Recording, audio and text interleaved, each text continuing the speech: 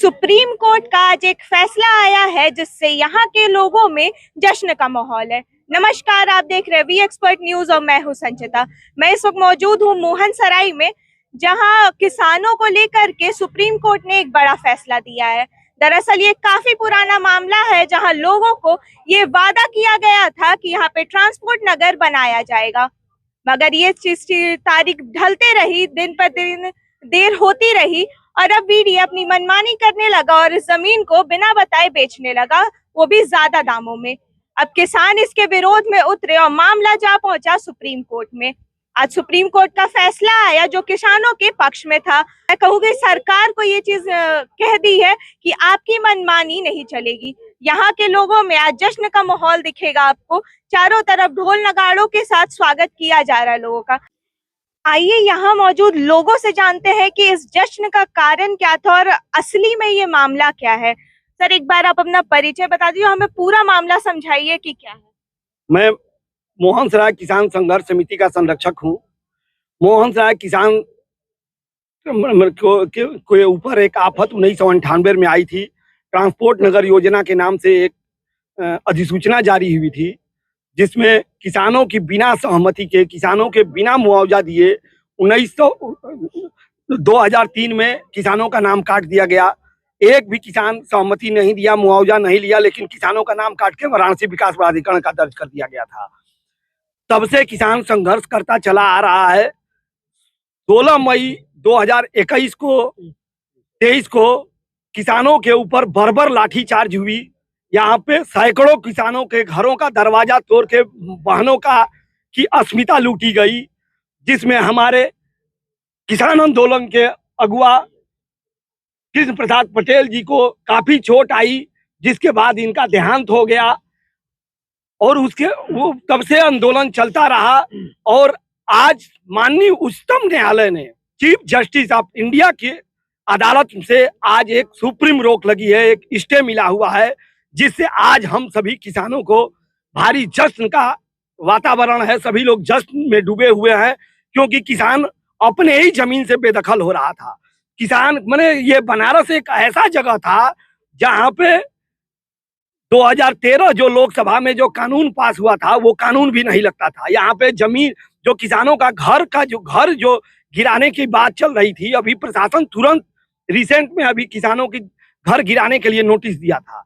उसमें मैंने एक भी किसान के किसी भी प्रतिष्ठान को, चाहे ट्यूबवेल हो, चाहे घर हो, चाहे दुकान हो, किसी भी जगह उनको मैंने उसको मुआवजा का प्रावधान नहीं था। इसी को लेकर के हम लोगों ने फिर आज सुनवाई में सारी बात रखा।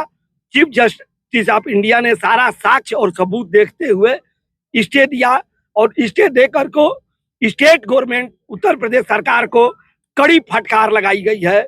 हमें पूरा उम्मीद है कि आज जो सुप्रीम रोक लगी है, ये सुप्रीम न्याय तक जाएगी और किसान अन्नदाता को न्याय मिलेगा। और यहाँ का जो संचालन, यहाँ का जो किसानों के ऊपर जो उत्पीड़न हो रहा था, वो कोई बनारस का प्रशासन नहीं कर रहा था, वो उत्तर प्रदेश की सरकार नहीं कर रही थी। इसका संचालन गुजराती गैंग कर रहा था। पूरे बनारस में 12 योजनाएं ला करके और पूरे बनारस की 4000 एकड़ जमीन लूटने के लिए गुजराती गैंग यहाँ पे योजना बनाया था, जिसका प्रतिकार हुआ और उसका परिणाम मिला कि नरेंद्र मोदी को लोकसभा के चुनाव में पूरे देश में तो प्रचंड बहुमत मिली, लेकिन बनारस में उनको किसानों ने हफवा दिया था, उनका पसीना छुड़वा दिया था। और आज हम लोग उनको अंतिम चेतावनी दे रहे हैं कि नरेंद्र मोदी जी सुधर जाइए। अन्नदाता के ऊपर जो आप उत्पीड़न कर रहे हैं, अन्नदाता का जो वैधानिक अधिकारों का हनन कर रहे हैं, उस पर विराम लगाइए, नहीं तो बनारस का किसान 5 साल इंतजार नहीं करेगा। उसके पहले आपको बनारस में घुसने नहीं देगा और यहाँ से दिल्ली कूच करके और आपकी कुर्सी हिला करके आपको भगाने का कार्य करेगा। आप जो दिल्ली की कुर्सी पे बैठे हैं, आपको फिर से गुजरात भगाएंगे हम लोग, क्योंकि यहाँ बनारस गुजराती गैंग से कराह रहा है।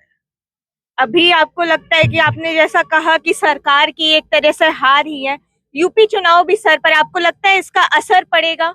निश्चित असर पड़ेगा।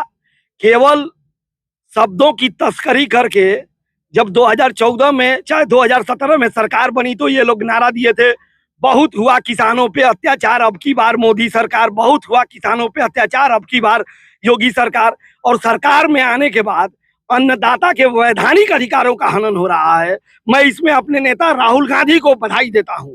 राहुल गांधी का एक बड़ा विजन था कि भूमि अर्जन एवं पुनर्वास कानून 2013 में आया। आज जो हमको स्टे मिला है, जो हमको स्थगन आदेश मिला है, वो राहुल गांधी के भूमि अर्जन एवं पुनर्वास कानून के सहारे मिला है। इसलिए अगर इस देश में कोई किसानों का मसीहा है, इस देश में अगर कोई किसानों का दुख दर्द जानने वाला है, तो उस नेता का नाम है राहुल गांधी। तो राहुल गांधी को छोड़ करके जितने लोग हैं सत्ता में जो बैठे हैं, वो तो एकदम शब्दों के तस्कर हैं। वो शब्दों की तस्करी करते हैं, वो लोगों को बांटने का काम करते हैं। किसान में यहाँ पे भी आएंगे तो पैसा फेंक करके और किसान को खरीदने का कार्य करते थे, लेकिन बनारस का किसान बिका नहीं, जिसका परिणाम हुआ कि नरेंद्र मोदी पिछली बार हाँफे थे। योगी जी की क्या औकात है? योगी जी तो बनारस में एक चपरासी की तरह आते हैं। कोई उनका एक जिला अधिकारी भी यहाँ से जब वो बदलते हैं, यहाँ से ट्रांसफर करते हैं, उसको भी जब यहाँ का चाबुक चलता है पीएम का, तो उसको तुरंत वापस करना पड़ता है। योगी की क्या औकात है? योगी इस बार बनारस में अगर ये लोग माफी मांग के किसानों पे जो अत्याचार हो रहा है उस पे अगर बैकफुट पे नहीं आते हैं, उस पे अगर गलती नहीं सुधारते हैं, तो निश्चित तौर पे बनारस नजीर पेश करेगा। पूरे उत्तर प्रदेश का मैं नहीं जानता हूं, लेकिन बनारस का मैं दावे के साथ कह सकता हूं कि भाजपा का खाता नहीं किसान खोलने देगा। चलिए, बहुत बहुत धन्यवाद। हम लोगों ने मामला जान लिया और यहाँ के लोगों से बात करके सिर्फ इतना लगा कि सरकार की मनमानी अब बिल्कुल नहीं चलेगी।